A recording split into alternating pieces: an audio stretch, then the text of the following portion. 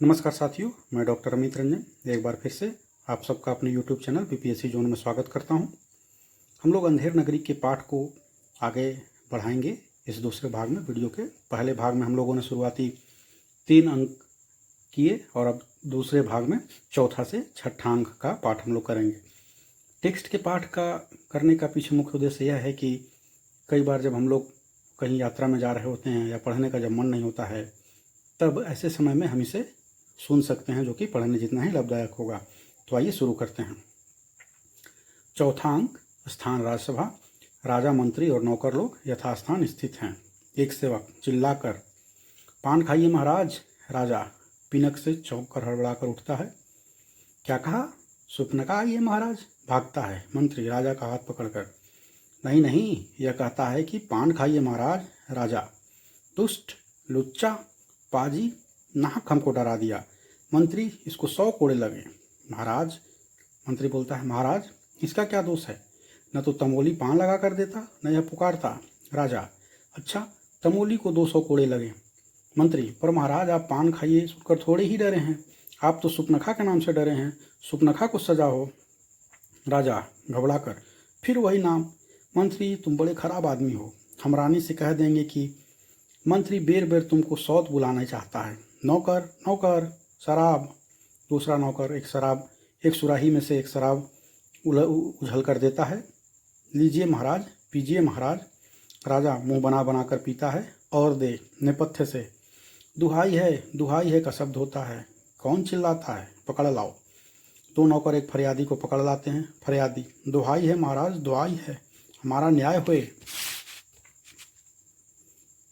राजा, चुप रहो, तुम्हारा न्याय यहाँ ऐसा होगा जैसा जम के यहाँ भी नहीं होगा। बोलो क्या हुआ? फरियादी, महाराज कल्लू बनिया की दीवार गिर पड़ी, सो मेरी बकरी उसके नीचे आ गई।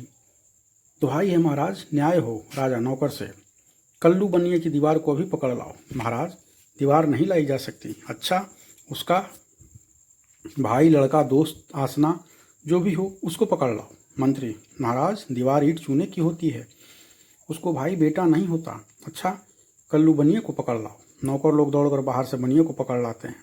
क्यों बे बनिए? इसकी लड़की नहीं बरकी क्यों दबकर मर गई? मंत्री, बरकी नहीं महाराज, बकरी।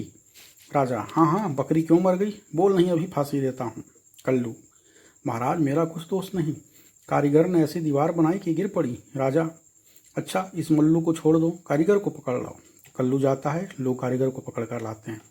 क्यों बे कारीगर, इसकी बकरी किस तरह मर गई?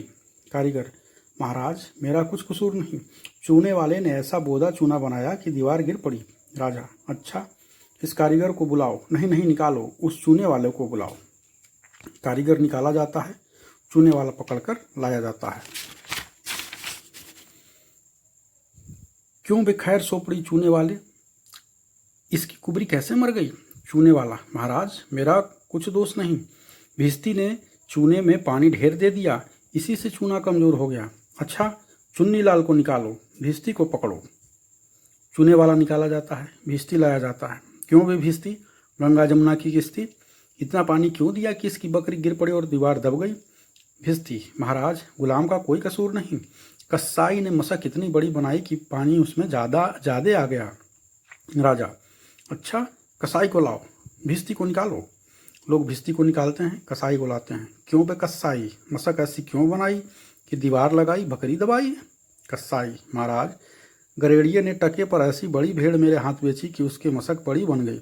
राजा, अच्छा कसाई को निकालो, गरेड़िए को लाओ। कसाई निकाला जाता है, गडेरिया आता है। क्यों भी उख पौड़े के गडेरिए, ऐसी बड़ी भेड़ क्यों बेची कि बकरी मर गई? गडेरिया, महाराज उधर से कोतवाल साहब की सवारी आ गई, तो उसके देखने में मैंने छोटी बड़ी भेड़ का ख्याल नहीं किया, मेरा कुछ कसूर नहीं। राजा, अच्छा इसको निकालो, कोतवाल को अभी सबर मुहर पकड़ लाओ। गडरिया निकाला जाता है, कोतवाल पकड़ा जाता है। क्यों बे कोतवाल, तैने सवारी ऐसी धूम से क्यों निकाली कि गडरिया ने घबराकर बड़ी भेड़ बेची, जिससे बकरी गिरकर कल्लू बनिया दब गया? कोतवाल, महाराज मैंने तो कोई कसूर नहीं किया, मैं तो शहर के इंतजाम के वास्ते जाता था। मंत्री, आप ही आप, यह तो बड़ा गजब हुआ, ऐसा ना हो कि यह बेवकूफ़ इस बात पर सारे नगर को फूंक दे या फांसी दे दे। कोतवाल से, यह नहीं, तुमने ऐसे धूम से सवारी क्यों निकाली? राजा, हाँ हाँ, यह नहीं, तुमने ऐसे धूम से सवारी क्यों निकाला कि उसकी बकरी दबी? कोतवाल, महाराज महाराज। राजा, कुछ नहीं, महाराज महाराज, ले जाओ, कोतवाल को अभी फांसी दो। दरबार बर्खास्त। लोग एक तरफ कोतवाल को पकड़कर ले जाते हैं, दूसरी ओर से मंत्री को पकड़कर राजा जाते हैं। यवनिका गिरती है। 5वां अंक, स्थान अरण्य। गोवर्धन दास गाते हुए आते हैं, राग काफी है। अंधेर नगरी अनबुझ राजा, टके सिर भाजी टके सिर खाजा। ऊंच नीच सब एक ही ऐसे, जैसे भड़ुए पंडित तैसे। कुल मर्जाद न मान बढ़ाई, सब एक से लोग लुगाई। जात पात पूछे नहीं कोई, हरि को भजे सो हरि का होई। बेस्या जोरू एक समाना, बकरी गऊ एक करी जाना। सांचे मारे मारे डोले, छली दुष्ट सिर चढ़ी चढ़ी बोले।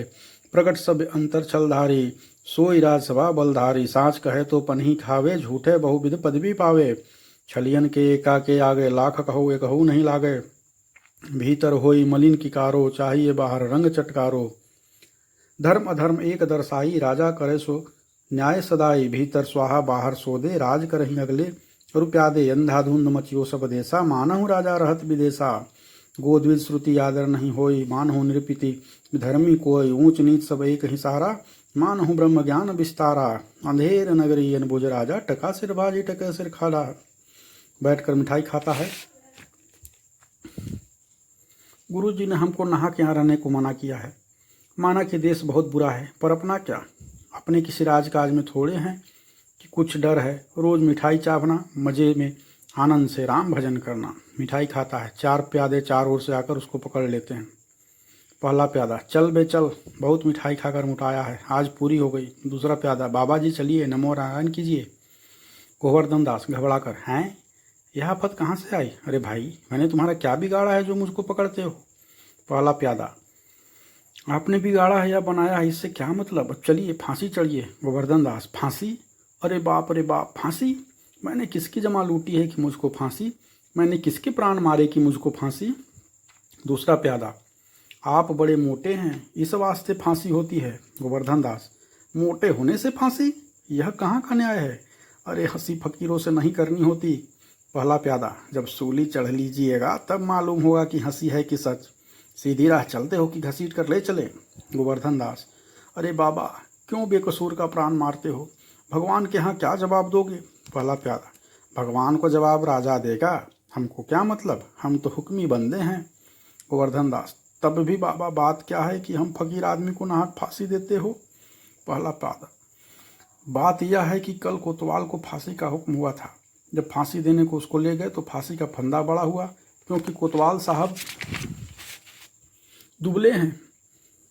हम लोगों ने महाराज से अर्ज किया, इस पर हुक्म हुआ कि एक मोटा आदमी पकड़कर फांसी दे दो, क्योंकि बकरी मरने के अपराध में किसी न किसी को सजा होनी जरूरी है, नहीं तो न्याय न हुआ। इसी वास्ते तुमको ले जाते हैं कि कोतवाल के बदले तुमको फांसी दे। गोवर्धन दास, तो क्या और कोई मोटा आदमी इस नगर में नहीं मिलता जो मुझे अनाथ फकीर को फांसी देते हो?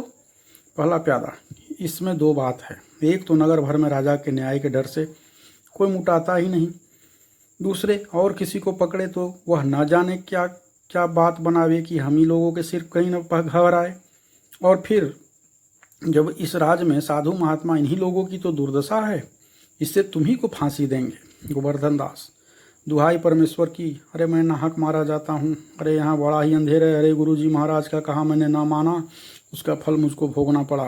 गुरुजी कहाँ हो, आओ मेरे प्राण बचाओ, अरे मैं बेअपराध मारा जाता हूँ, गुरुजी गुरुजी। गोवर्धन दास चिल्लाता है। प्यादे उसको पकड़ कर ले जाते हैं। यवनिका गिरती है।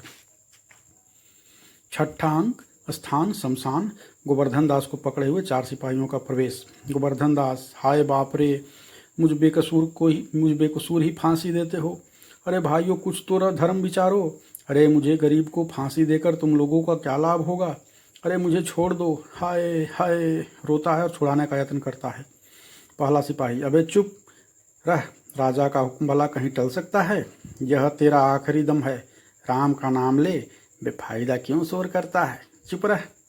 गोवर्धन दास, हाय, मैंने गुरुजी का कहना ना माना, उसी का यह फल है। गुरुजी ने कहा था कि ऐसे नगर में न रहना चाहिए, यह मैंने न सुना। अरे इस नगर का नाम ही अंधेर नगरी और राजा का नाम चौपट है, तब बचने की कौन आशा है। अरे इस नगरी में ऐसा कोई धर्मात्मा नहीं है जो इस फकीर को बचावे। गुरुजी कहाँ हो, बचाओ बचाओ गुरुजी गुरुजी। रोता है। सिपाही लोग उसे घसीटते हुए ले चलते हैं। गुरुजी और नारायण दास आते हैं। गोवर्धन दास गुरुजी की वहाँ जोड़कर, गुरुजी दीवार के नीचे बकरी दब गई, सो इसके लिए मुझे फांसी देते हैं, गुरुजी बचाओ। गुरु, अरे बच्चा, मैंने तो पहले ही कहा था ऐसे नगर में रहना ठीक नहीं, तैने मेरा कहना नहीं सुना। गोवर्धन दास, मैंने आपका कहा नहीं माना, उसी का यह फल मिला। आपके सिवा अब कोई नहीं है जो रक्षा करे, आप ही का हूँ, आपके सिवा और कोई नहीं। पैर पकड़कर रोता है। गुरु, कोई चिंता नहीं, नारायण सब समर्थ हैं। भाव चढ़ाकर सिपाहियों से, सुनो, मुझको अपने शिष्य को अंतिम उपदेश देने दो। तुम लोग तनिक किनारे हो जाओ। देखो, मेरा न कहना मानोगे तो तुम्हारा भला ना होगा। सिपाही, नहीं महाराज, हम लोग हट जाते हैं, आप बेशक उपदेश दीजिए। सिपाही हट जाते हैं। गुरुजी चेले के कान में कुछ समझाते हैं। गोवर्धन दास, तब तो गुरुजी हम फांसी चढ़ेंगे। गुरु, नहीं बच्चा, मुझको चढ़ने दो। गोवर्धन दास, नहीं गुरुजी, हम फांसी चढ़ेंगे। गुरु, नहीं बच्चा, हम इतना समझाया नहीं मानता, हम बूढ़े भय, हमको जाने दो। गोवर्धन दास, स्वर्ग जाने में बूढ़ा और जवान क्या, आप तो सिद्ध हो, आपको गति अगति से क्या, मैं फांसी चढ़ूंगा। इसी प्रकार दोनों हुज्जत करते हैं। सिपाही लोग परस्पर चकित होते हैं। पहला सिपाही, भाई यह क्या माजरा है, कुछ समझ में नहीं पड़ता। दूसरा सिपाही, हम भी नहीं समझ सकते यह कि यह कैसा गबड़ा है। राजा मंत्री कोतवाल आते हैं। राजा, यह क्या गोलमाल है। पहला सिपाही, महाराज, चेला कहता है मैं फांसी चढ़ूंगा, गुरु कहता है मैं पड़ूंगा, कुछ मालूम नहीं पड़ता कि क्या बात है। राजा गुरु से, बाबा जी बोलो, काहे को आप फांसी चढ़ते हैं। राजा, इस समय ऐसी साइत है कि जो मरेगा सीधा बैकुंठ जाएगा। मंत्री, तब तो हम ही फांसी चढ़ेंगे। गोवर्धन दास, हमको तो हुक्म है। कोतवाल, हम लटकेंगे, हमारे सबब तो दीवार गिरी। राजा, चुप रहो सब लोग। राजा, क्या छत और कौन बैकुंठ जा सकता है, हमको फांसी चढ़ाओ जल्दी जल्दी। गुरु, जहाँ न धर्म न बुद्धि नहीं नीति न सुजान समाज, ते ऐसे ही आप हुई न सहे जैसे चौपट राज। राजा को लोग टिकटी पर खड़ा करते हैं।